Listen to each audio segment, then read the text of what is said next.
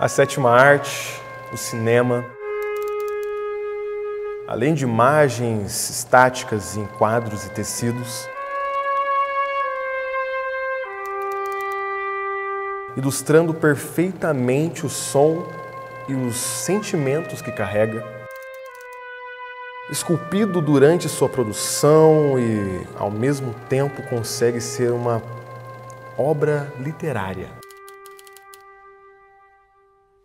que dança conforme o ritmo do diretor. Mas, João, não é todo mundo que consegue fazer isso. Não é todo diretor que consegue expressar a beleza que é aquela obra. Não é fácil agradar todo mundo, não é fácil agradar esses críticos tão chatos, né? Tão xarope, muitas das vezes. Não é tão fácil. O diretor, muitas das vezes, tem que tomar decisões arriscadas. Decisões que talvez pode levar a carreira dele ao fim. Assim, né?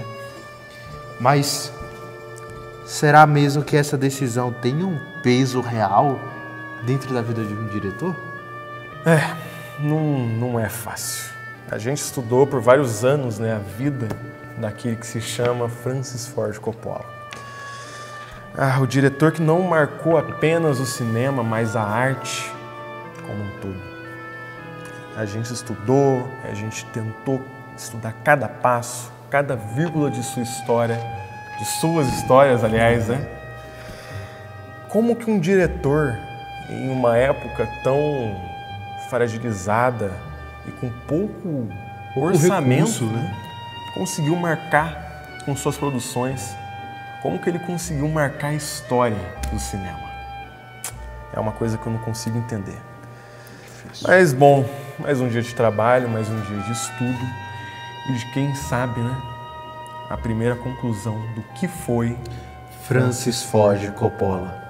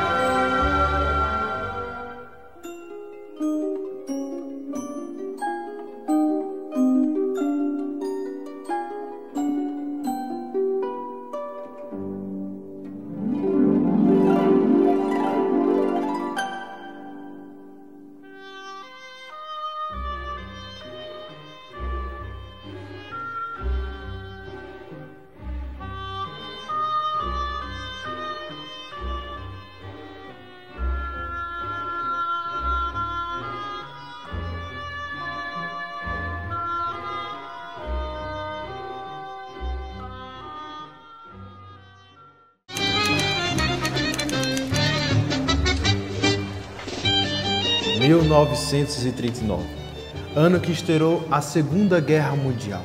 Mas não somente esse acontecimento. Nesse mesmo ano nasce Francis Ford Coppola. No dia 7 de abril deste mesmo ano, na cidade de Michigan, no interior dos Estados Unidos. Seus pais, também artistas, seu pai, Carmine Coppola, um compositor, ganhador de Oscars, e sua mãe, Italia Coppola, atriz também. Então, desde sua infância, Coppola estava imbuído da arte. E ali ele foi se descobrindo, João, que ele era um artista. Mas não é só de vida boa que se vive a vida, né?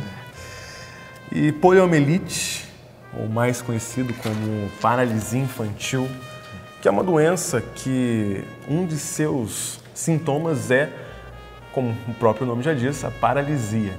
E um de seus tratamentos é o repouso. Aos 9 anos, Coppola contraiu essa doença e teve que ficar por alguns meses, talvez, em sua cama, parado. Só que ele não ficava parado. Ele brincava muito com seus brinquedos, mas não apenas brincava, mas criava narrativas. Isso mostrando interesse pelo seu futuro como contador de histórias. Coppola não ficou somente nessas formações cotidianas. Ele foi buscar se formar. Depois de melhorar de saúde, depois que ele passou ali nas suas melhorias, passou na sua escola, ele foi buscar, de fato, a formação dele. E ele pensava que ia ser um dramaturgo, por isso ele foi estudar teatro na Universidade Hofstra, ali mesmo na região dele. E ali ele foi se formando, conhecendo mais sobre essa área da primeira arte, da sétima arte, foi se imbuindo das novidades da época. E ali se apaixonou por o cinema. E nisso ele fez sua pós-graduação em cinema na Universidade da Califórnia.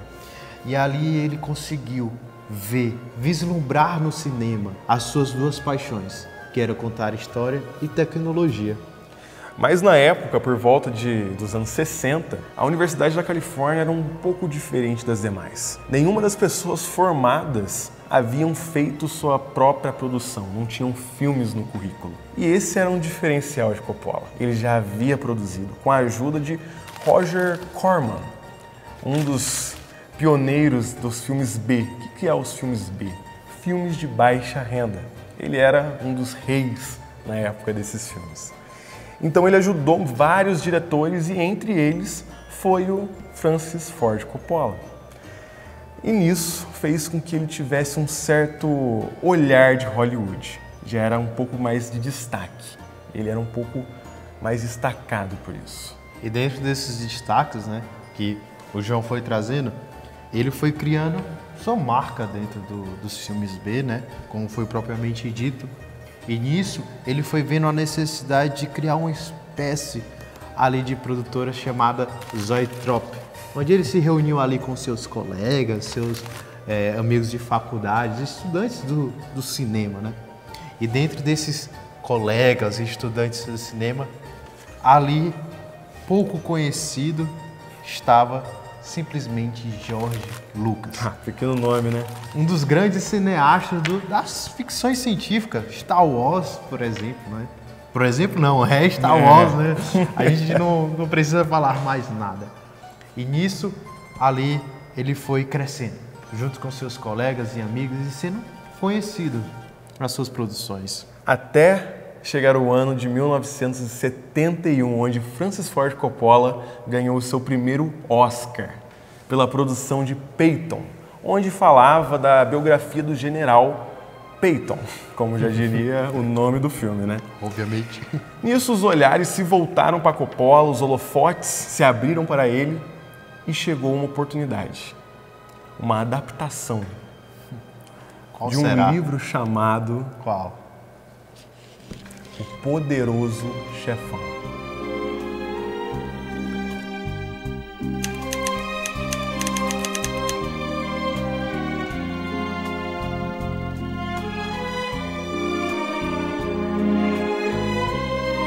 Nos anos 70, a Paramount Pictures havia comprado os direitos do livro Godfather, ou, pra gente, O Poderoso Chefão, do escritor Mario Puzo. O livro, ele falava sobre a história de uma família siciliana que imigrava para os Estados Unidos, a família Corleone. Mas algo que precisamos entender antes é que Coppola era muito influenciado por um grupo francês, um movimento francês chamado Nouvelle Vague. O que é nova onda em francês? Meu francês é uma beleza, graças a Deus. Mas esse movimento surgiu ali na França, né, obviamente por conta do nome, e ele incentivava os diretores a produzir filmes que eles gostassem de ver ali nas telas.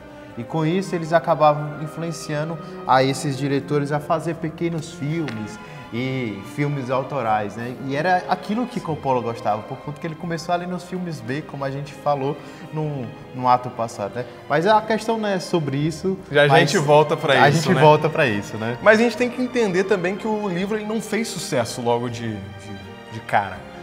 Mas com a compra da Paramount, eles queriam levar isso para as telas, fazer um longa, fazer um filme. Então eles contrataram vários diretores, levantaram vários diretores e muitos recusaram, até que o produtor Robert Evans, ele falou, não, eu quero Coppola. E o Coppola, por ele ser, né, de origem italiana, e o filme, na verdade o livro, ser também falar a história de uma família italiana, era quase que uma conexão de sangue.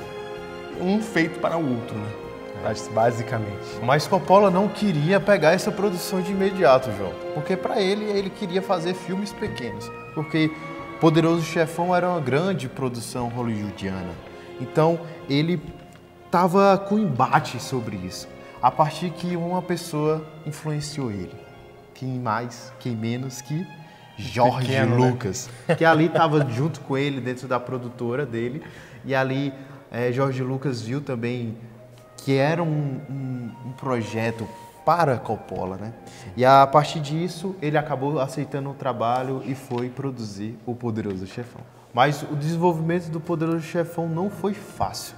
Mesmo sendo um filme produzido pela Paramount, era um filme que só tinha 6 milhões de investimento. Isso, para a época, era muito pouco. Para produzir um filme grandioso como o Poderoso Chefão, era pouquíssimo. E ali Coppola ficou preocupado.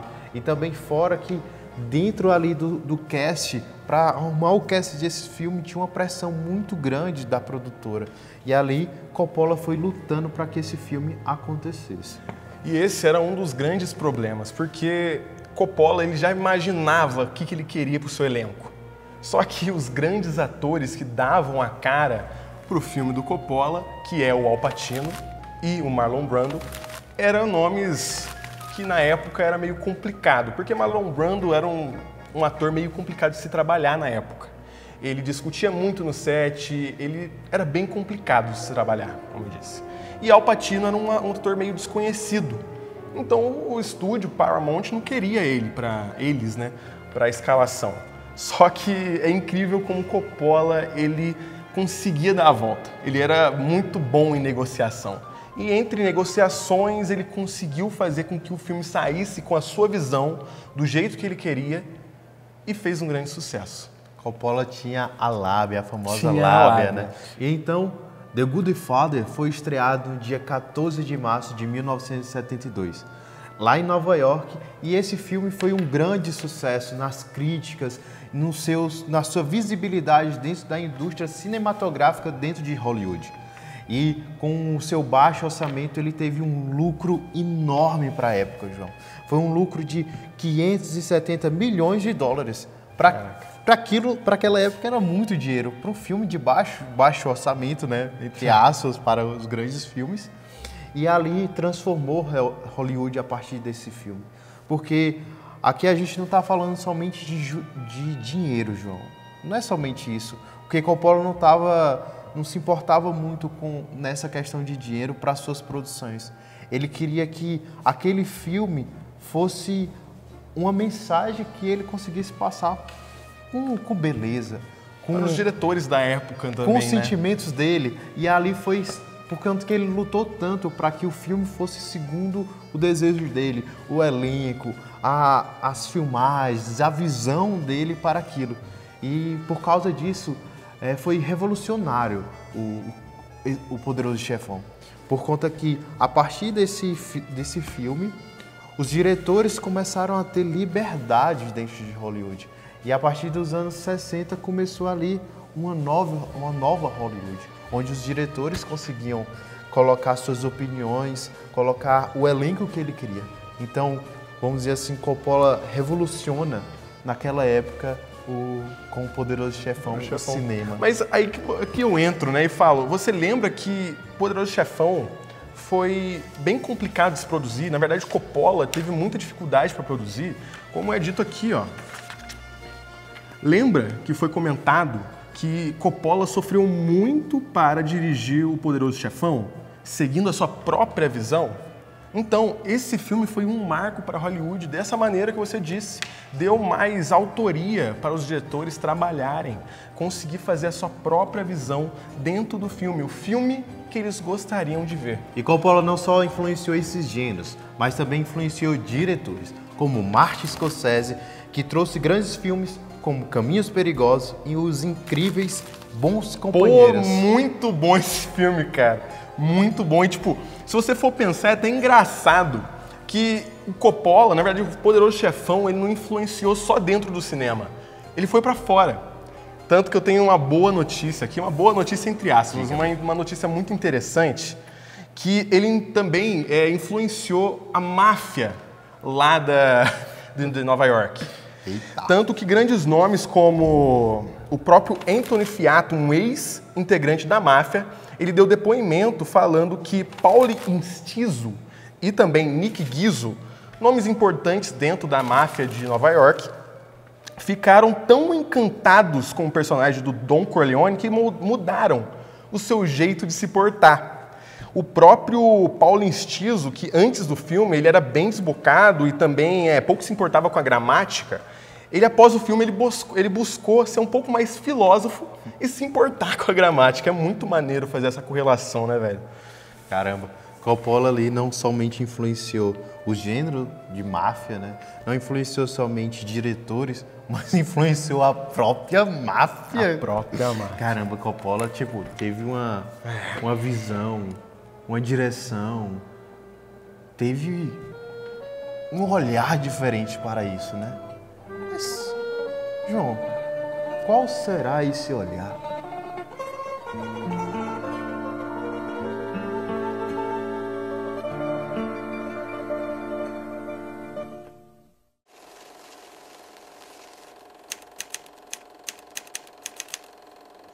Performance. You could see a movie and it could have beautiful photography and it can have great art direction, but if it has terrible acting and a dumb script, it's not going to be successful. Yet, a film that has a wonderful script and wonderful acting, that has terrible photography and terrible art direction and everything else, can be a hit.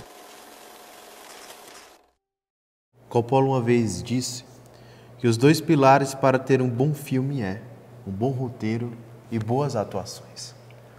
O Poderoso Chefão foi um filme que foi indicado a 9 Oscars e levou 3 para casa.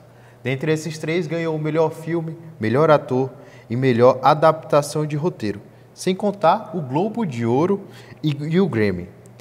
Coppola disse que a fotografia, trilhas, iluminação são recursos que compõem bons filmes, mas o roteiro e a atuação são o primordial disso. Como a água é feita de oxigênio e hidrogênio, um bom filme é feito de roteiro e atuação. E eu imagino que melhor que falar é mostrar como que ele utiliza desses dois recursos de uma maneira primorosa.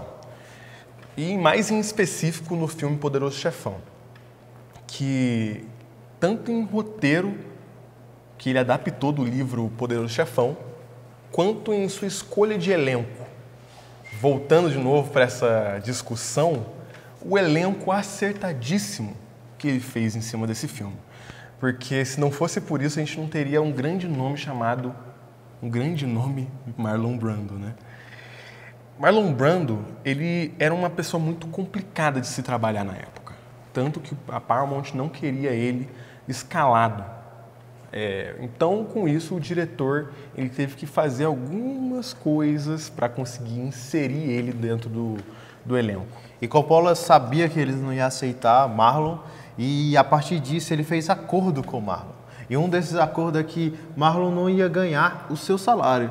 Ele ia ficar com a porcentagem dos lucros do filme e também se ele fizesse alguma coisa dentro do set, alguma bagunça, ele ia ser penalizado ali. Então, Coppola teve que contornar as situações com acordo com Marlon, com a produtora, e ali ele conseguiu que Marlon estivesse dentro da produção de O Poderoso Chefão. E não existe cena melhor para descrever o quão assertivo foi a escolha de Marlon Brando do que a primeira cena, a cena de abertura do filme Poderoso Chefão.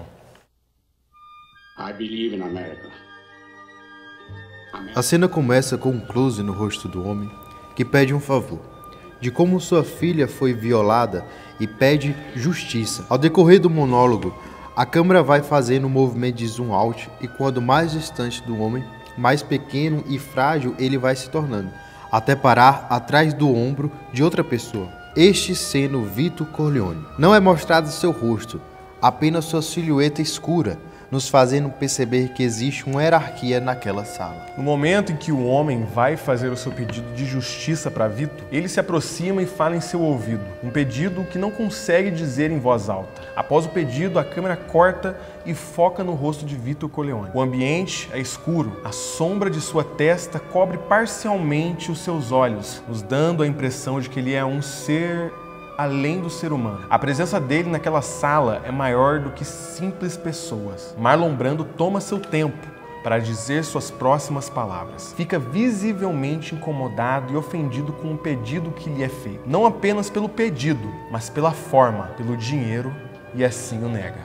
A câmera abre e mostra o ambiente no qual estávamos. Dando mais iluminação à cena, podemos ver um homem em pé, sobre a mesa de Vito, demonstrando até uma certa autoridade e menosprezo pelo que Vito representava. Neste momento, entre a performance do Brando, Vito Corleone subverte este texto e recusa o dinheiro. Ele não quer ser comprado igual àqueles que ele compra. O que ele deseja é respeito, algo que o homem não tinha por ele. Toda essa cena mostra a dualidade que o personagem carrega. Vito pede respeito enquanto ele faz carinho em um gato no meio de uma conversa sobre a decisão da vida ou da morte. Coppola transmite essa dualidade durante o filme inteiro, de maneira sutil e inteligente. Após o homem perguntar qual seria o preço que precisaria pagar, Vito percebe que o respeito é algo que ele não recebe ali. Vito se coloca de pé para estabelecer a relação do jeito que quer. A câmera abre e seus companheiros se espalham pela sala, como se estivessem em uma caça, onde a presa é o rapaz. O homem não tem outra escolha a não ser pedir a amizade e dar o devido respeito para Don Corleone. He'd come to me in friendship, and the scum that ruined your daughter would be suffering this very day. And if by chance an honest man like yourself should make enemies, then he would become my enemies. And then they would fear you.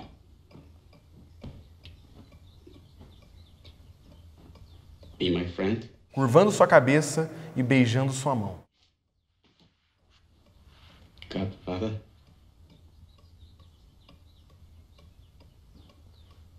Good. E assim se encerra a abertura para alguns perfeita de O Poderoso Chefão.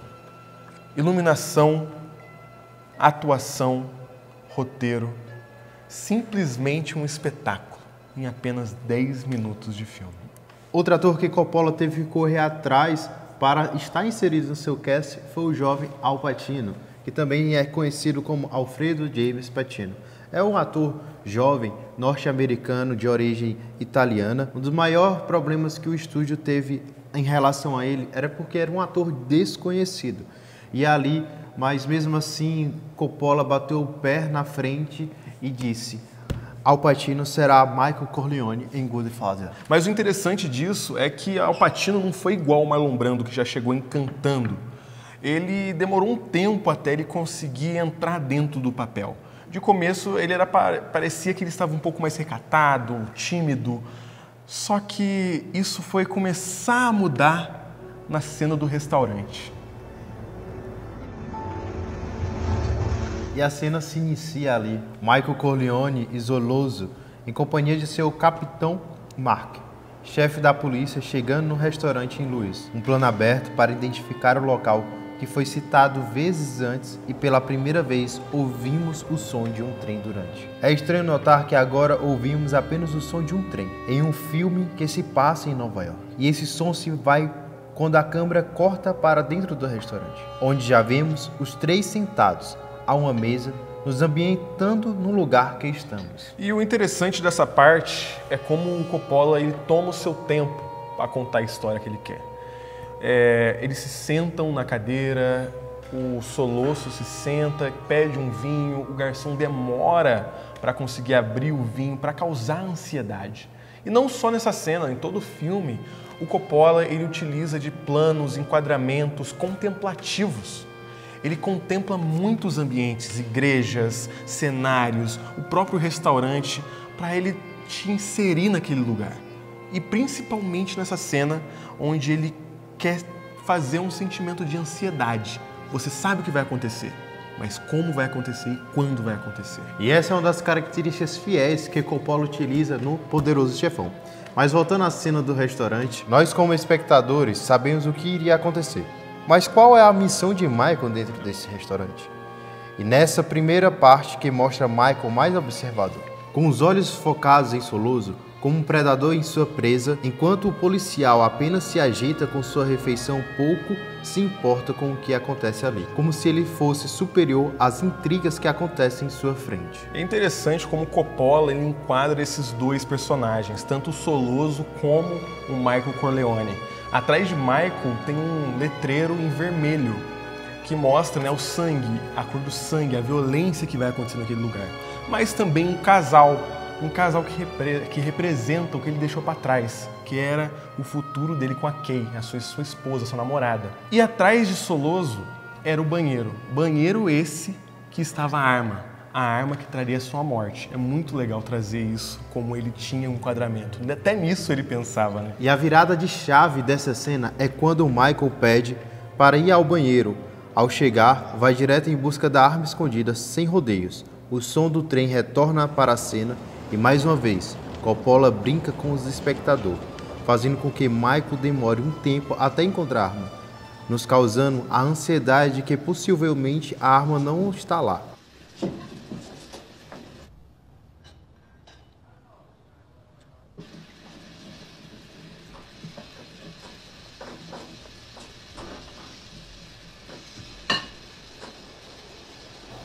Quando encontra a arma, o público tinha a informação de que Michael já chegaria atirando, mas Michael volta à mesa e se senta contrariando as expectativas.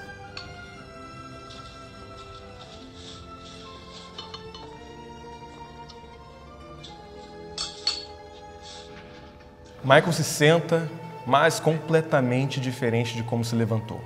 Antes ele encarava Soloso de maneira fria e sem piscar, mostrando quão convicto o personagem estava.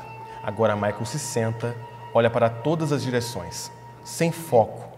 É algo belíssimo que o Al Pacino traz para a narrativa do personagem. Com o que se passa na cabeça de um homem antes de apertar um gatilho? Fazer ou não fazer? Ele está com o poder da vida e da morte, com a entrada ou saída do mundo que ele tanto fugiu. A câmera se aproxima, dando um close em seu rosto e o som de trem volta. Mas agora o som vai aumentando quanto mais ficamos perto do personagem. E o som do trem não é somente o som do trem, mas é aquilo que se passa dentro de Michael.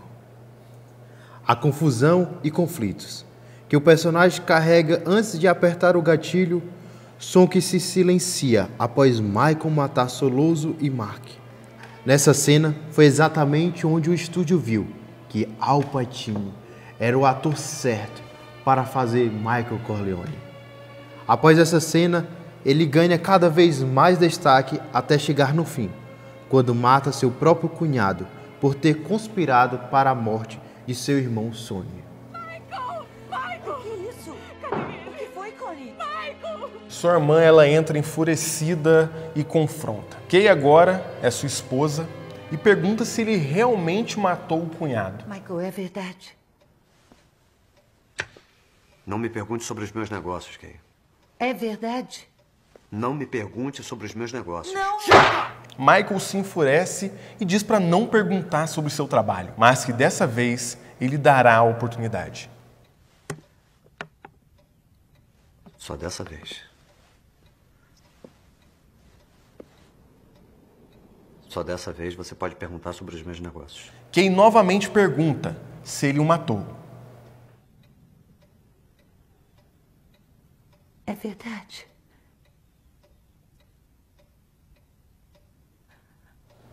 Com os olhos enegrecidos pelas sombras, Michael, olhando nos olhos da sua esposa, responde: Não. Instantaneamente, Kay se alegra e se agarra nessa doce mentira. Uma trilha revela. Nós dois estamos precisando de um drink, não é? E Kay sai da sala para pegar um drink.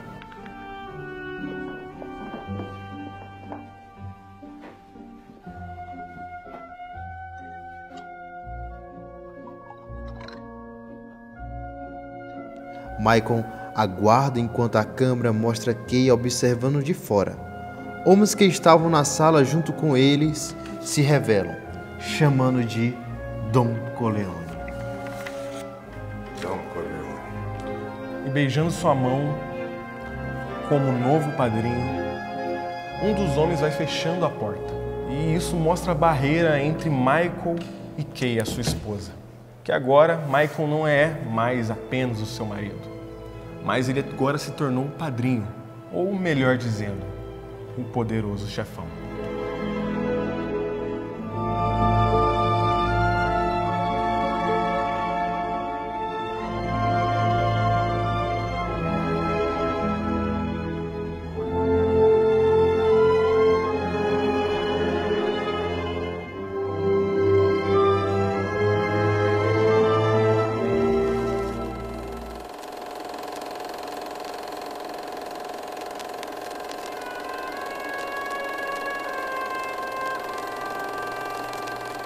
E tudo isso que levantamos hoje são apenas informações cruciais.